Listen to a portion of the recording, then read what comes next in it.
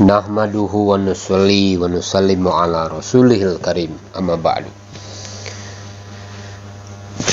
Semua amalan-amalan agama tanpa disertai dengan sifat-sifat imaniyah akan terjadi kelemahan di dalamnya. Adapun sifat-sifat imaniyah tersebut adalah antara lain takwa, tawakal, juhud, sobar, syukur, qanaah, tawadu, inabah, tadamu, tahammul, dan sebagainya. Tatkala sifat-sifat di atas ada di saat kita belajar mengajar agama, maka akan menghasilkan a'malu hasanah dan terbentuk dalam hati sifat-sifat raghbah. Raghbah artinya gairah bercampur semangat atau takut bercampur cemas. Kalaulah pintu penghasil sifat-sifat tersebut tertutup, maka akan mengakibatkan sulitnya menghasilkan amalan. Bukannya menghasilkan keyakinan pada amalan, amal-amal yang soleh, justru terbentuk keyakinan pada keberadaan dunia. Akhirnya dunia akan menjadi maksud, bukan agama. Dunia akan menguasai hati dan pikiran manusia. Begitu pula kecintaannya dan keagungannya sangat menyerap dalam hati dan perasaan manusia, yang mengakibatkan ketidakpedulian terhadap penyempurnaan kewajiban-kewajibannya sebagai hamba Allah Subhanahu wa Ta'ala. Untuk itu, sahabat-sahabat radhiyallahu anhum punya metode yang khusus dan tersendiri dalam belajar agama, yang dengannya membentuk sifat-sifat keimanan. Dengan sifat-sifat inilah yang akan memberikan kedudukan yang tinggi bagi orang-orang yang beriman. Kaya dan miskin saling bantu-membantu satu dengan yang lainnya. Masing-masing berusaha meningkatkan pikirnya untuk senantiasa menyempurnakan kewajibannya. Maulana Said Ahmad Khan kemudian menjelaskan bagaimana menghadapi penentang dengan sifat-sifat yang terpuji. Keinginan meminta maaf dan memberi maaf adalah sifat-sifat yang dicintai oleh Allah Subhanahu wa Ta'ala. Seandainya sifat tersebut ada dalam diri seorang muslim, maka Allah Subhanahu wa Ta'ala akan berkata kepadanya, "Saya akan afuwun karim kepadamu." Kalaulah manusia mengetahui hakikat ini, dan apakah hasil-hasil yang didapati dari kerja-kerja dakwah ini, baik orang khawas maupun orang awam, niscaya setiap orang akan mewakafkan dirinya dalam usaha ini dalam medan dakwah. Tapi kita bukan ahlinya. Kita tidak dapat memberikan kepahaman akan perkataan kita kepada orang lain. Dan setan yang merupakan musuh lama kita, dan nafsu yang senantiasa mengajak ke arah maksiat, semua itu menghalangi kita dari menjalankan dakwah dengan cara yang benar. Usaha dakwah ini adalah alat yang menjadikan musuh sebagai kawan kita. Tapi sebagian rekan-rekan kita yang buat usaha tanpa usul yang benar telah menjadikan rekan pun sebagai musuhnya. Kita tidak paham usaha ini. Insya Allah, apabila kita buat usaha dengan hikmah, setiap orang akan menjadi kawan karib kita. Senjata yang paling ampuh adalah ikramul muslimin, yang mana tirai musuh akan terputus.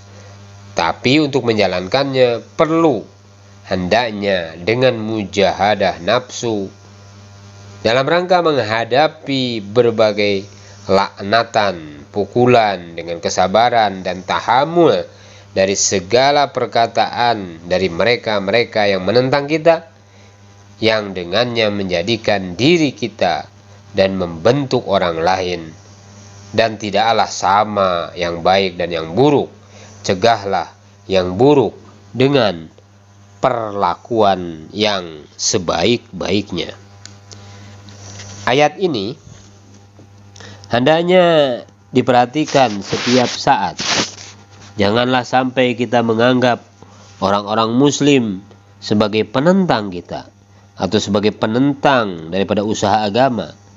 Tapi hendaknya dipahami, banyak sekali keadaan-keadaan yang menyebabkan tertolak atau terhalangnya perkataan kita.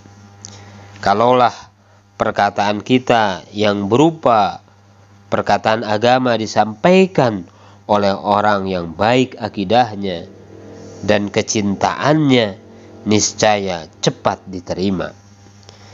Nyatalah bahwa sebenarnya ia tidak menentang agama, tapi karena keadaan atau kelemahan kitalah yang menyebabkan mereka takut terhadap kita, sehingga timbul keraguan-raguan saat menerima perkataan kita.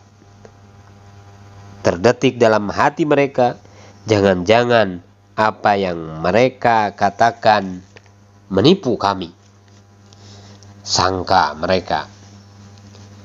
Tapi tiap-tiap orang muslim tidak akan ragu-ragu terhadap semua firman-firman Allah Subhanahu wa Ta'ala dan Rasul-Nya, manakala telah jelas itu adalah perkataan Allah dan Rasul-Nya. Tapi di zaman ini banyak sekali orang menipu dengan cara-cara yang profesional. Banyak sekali mereka-mereka yang zahirnya bergaya malaikat untuk menipu ahli-ahli dunia demi kepentingan dunia dan kemuliaannya. Perumpamaan di bawah ini sangat masyhur sekali. Susu yang diminum dalam keadaan panas, saat datang minuman lassi dingin, disangkanya minuman tersebut panas juga, seperti susu panas tadi. Jadi perumpamaan yang masyhur sekali, susu yang diminum dalam keadaan panas, saat datang minuman lassi dingin. Jadi lassi dingin ini jenis minuman dingin yang terbuat dari susu masam yang dicairkan. Jadi susu yang diminum dalam keadaan panas, saat datang minuman lassi dingin, disangkanya minuman tersebut panas juga, seperti susu panas tadi. Kapankah bermulanya usaha? Hal ini perlu dipahami, yaitu sejauh manapun kepahaman usaha kita, hendaknya kita merasa belum paham. Hendaknya kita merasa belum paham. Sehingga terus-menerus kita berusaha mencari kepahaman dan meningkatkannya. Kalaulah seorang merasa telah sempurna kepahamannya, maka pintu kemajuan selanjutnya tertutup. Dari situ setan akan menjatuhkannya. Maulana Ilyas rahmatullah alaih berkata, saya takut dua bahaya pada pekerja-pekerja usaha agama ini, yaitu pertama, memahami usaha sedang atau telah berjalan, padahal usaha belum berjalan. Kerja yang sebenarnya adalah apabila 6 sifat telah ada dalam kehidupan kita. Apabila sifat itu terwujud, maka kita telah berhasil dalam usaha kita, dan kita baru dikatakan sedang buat usaha agama. Sebaliknya, kalaulah sifat ini belum terwujud, berapa banyak pun orang yang menerima atau menyambut perkataan kita, tapi itu semua bukan usaha kita. Ini yang pertama, yang merupakan sesuatu yang ditakutkan oleh Syekh Ilyas rahmatullah alaih pada pekerja-pekerja agama ini. Yang pertama itu tadi, kemudian yang kedua, terwujudnya pada asbab di saat adanya sebab. Selayaknya berapa banyak pun asbab yang kita pakai di sekitar kita, tapi pandangan kita tidak tawajuh ke arahnya. Ya, ini perkara yang sulit. Tapi disitulah terangkatnya nusratullah bila kita bersandar pada asbab. Padahal semua berjalan hanya dengan iradatullah. Jangan bersandar pada asbab, tapi bersandar hanya kepada Allah. Maka akan datang nusratullah. Terkadang ia gunakan asbab, terkadang tanpa asbab. Olehnya itu, hendaknya ruh hati kita senantiasa ke arah Allah Subhanahu wa Ta'ala saja. Perkara ini pun dapat disaksikan, yaitu kalaulah seorang mengecilkan bagian apapun dari agama, maka orang tersebut akan mengalami bahaya, di mana keluar dari perkataannya atau perbuatannya yang mana membahayakan imannya. Kemudian Maulana Sa'id Ahmad Khan menjelaskan perbedaan antara pertanyaan, islah, dan kritikan. Kemudian dampak-dampak yang ditimbulkan dan cara menghadapinya. Mengkritik siapa saja adalah bertentangan dengan mizaz dakwah, bertentangan dengan pola pikir dakwah. Jadi mizaz dakwah itu artinya pola pikir dakwah. Syekh Ilyas rahmatullahi alaihi berkata, kritikan haram, islah fardu, i'tirad atau kritikan mengarah kepada kerusakan dan membentuk permusuhan dalam hati. Islah atau perbaikan mengarah kepada kerisauan pada diri si bersalah dan kesedihan. Hari ini keadaan umat menginginkan kerisauan kita bertambah, yang mana kerisauan umat ini umumnya telah keluar dari diri kita masing-masing. Hendaknya kita menghindari bentuk-bentuk i'tirad,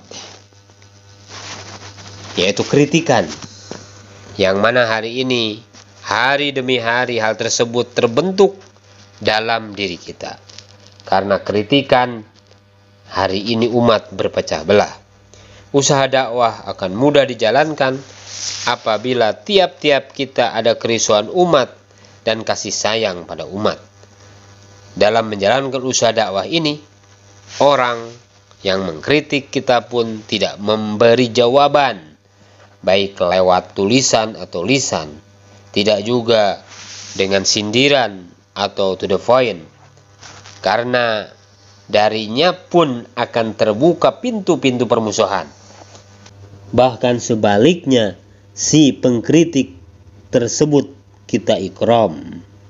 Apabila metode ini kita perhatikan, maka secara tidak langsung akan mengangkat kritikan tersebut, dan mudahlah baginya memahami pernyataan kita. Kritikan berbeda dengan pertanyaan. Pertanyaan mengakui kelemahan kita, yaitu saya tidak paham perkara ini, sambil mengagungkan yang ditanya, misalnya penanggung jawab. Kalau kritik itu mengakui kepandaian sendiri sambil mengecilkan atau membodohkan yang ditanya,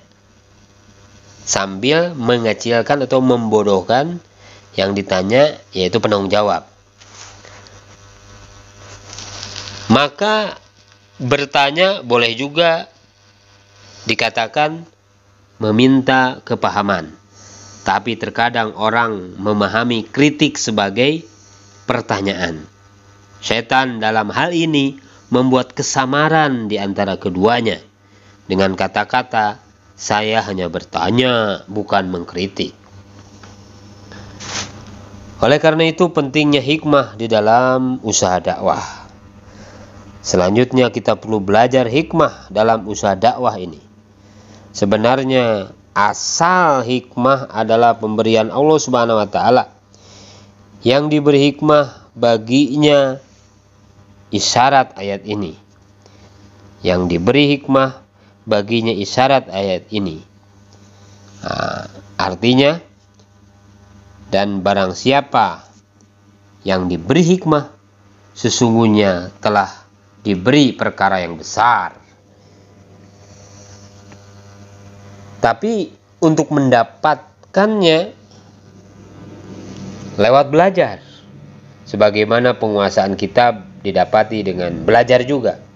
Ayat ini isyaratnya, tapi hikmah didapati hanya pada mereka-mereka yang punya sifat-sifat terpuji dan dapat mengalahkan syahwatnya. Melalui hikmah ini hati-hati manusia akan terbuka ke arah hak, ke arah kebenaran, dan akan menolong ketawajuhan kepada Allah Subhanahu wa taala. Kalau tidak, di atas lisan-lisan orang munafik pun keluar kata-kata hikmah. Benarlah apa yang dikatakan syair berikut ini. Lisan-lisan hikmah, tapi hati mereka seperti hati-hati munafikin. Dalam usaha dakwah ini, semakin bertambahnya sifat tawadu kita, maka semakin terbukalah kebodohan kita. Karena dari tawadu tersebut akan membentuk tolabul shadiq. Melalui tolab inilah terbukanya pintu segala sesuatu.